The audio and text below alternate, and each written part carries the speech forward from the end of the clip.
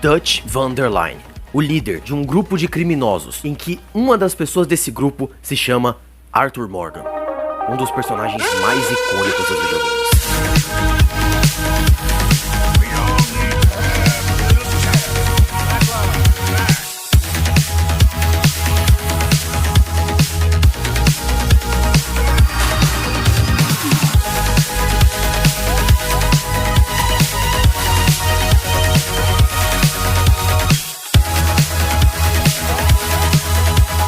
O jogo já começa deixando bem claro, eles são criminosos. Começaram de cima de uma montanha gelada, sem nada, com dificuldades para poder continuar vivo. Eles estavam sobrevivendo. E aos poucos eles saíram das colinas e conseguiram ficar em um lugar um pouco mais estável. Mais estável daquele jeito, que eles sempre tem que ficar mudando de lugar o tempo todo. Red Dead Redemption 2 é muito mais do que um jogo.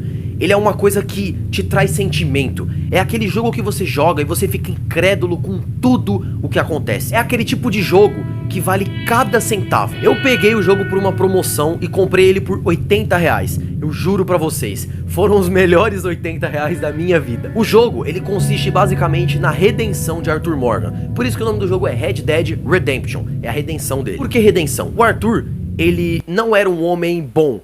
Por mais que ele ajude as pessoas de uma certa forma, sempre quando dá, ele mata os outros e ajuda.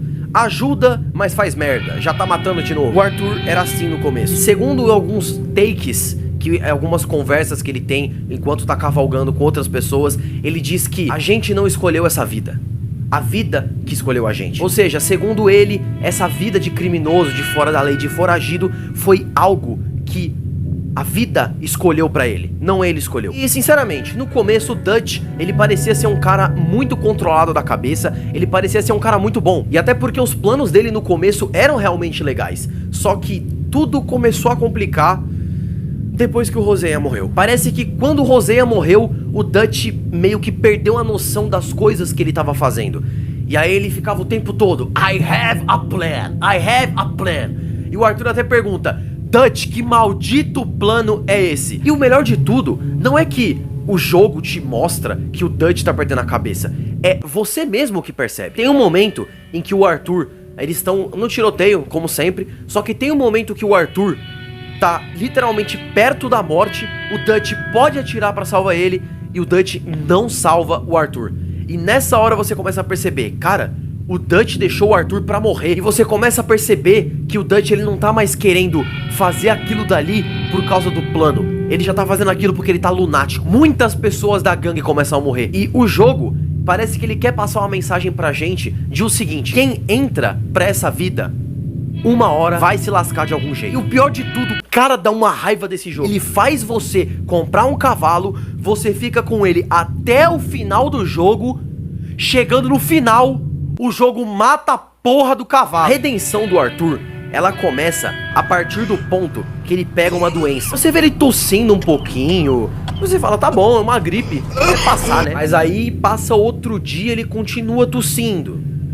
Beleza, às vezes a gripe pode durar um pouquinho mais. Passou 3 dias, a tosse não passou. Ele começou a desmaiar por causa da tosse. E você vai no médico e descobre que você tá com tuberculose.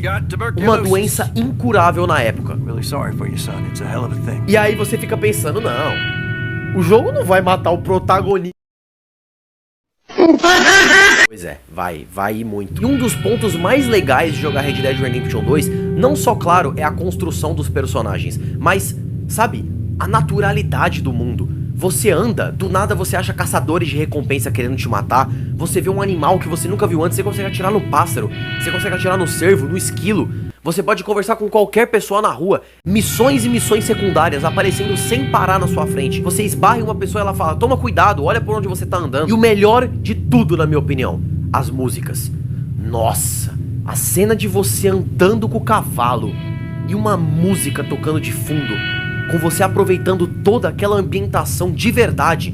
Não é um papel de parede do CS. Uma música perfeita pra poder condizer com o momento que você tá cavalgando com o seu cavalo. Bom, o jogo até tem algumas formas de você se locomover mais rápido de um lugar pro outro, mas você acaba perdendo basicamente 50% da experiência do jogo, ou às vezes até a melhor experiência do jogo. A melhor experiência que o Red Dead Redemption 2 poderia te proporcionar Se você ficar pegando trem pra ir de um canto pro outro, você vai perder esse sentimento. E o sentimento de você parar pra tirar foto. Nossa, eu tenho tanta foto legal. A redenção do Arthur, ela começou na hora que ele pegou a tuberculose. E ele começou a ter outra visão de mundo.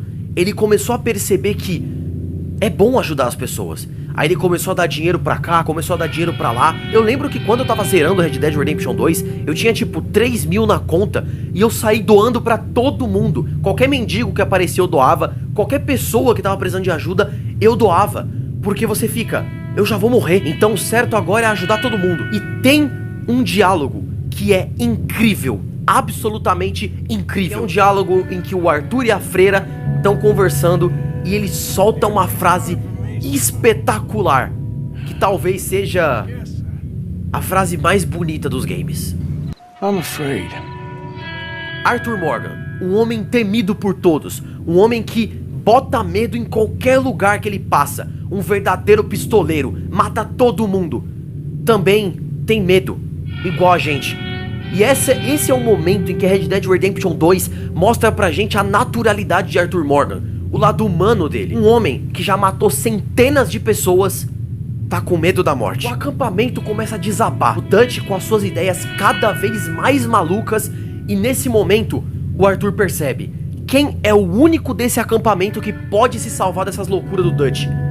O John que tem a Abigail e tem o Jack. Ele tem uma família, o único do acampamento que tem uma família de verdade pra cuidar. E o Arthur fala, John, prepara suas coisas, você vai ter que ir embora daqui. E ele fala, John, vai sem olhar pra trás, vai sem olhar pra trás. E foi o que o John fez. Conforme você vai passando a história, você consegue ver a porcentagem de onde você tá. E você vai passando o jogo, beleza, 50%, 60%. Aí chega a hora em que o Micah entra na cabeça fraca do Dutch. O cara que você acha que é o espetacular, o cara que vai salvar a gangue, vai fazer todo mundo morar numa ilha isolada e todo mundo vai viver feliz, ele começa a ficar maluco e até chega a duvidar do próprio Arthur Morgan, que foi o primeiro homem que esteve junto com ele e o Hosea. E no momento que o Hosea e o Dante vão pescar, o Hosea pergunta, ué, mas por que a gente não pesca no acampamento? Tem um lago aqui do lado. E o Dante fala, não, é melhor pescar nós três, porque eu quero ver a velha guarda junta de novo. Ou seja,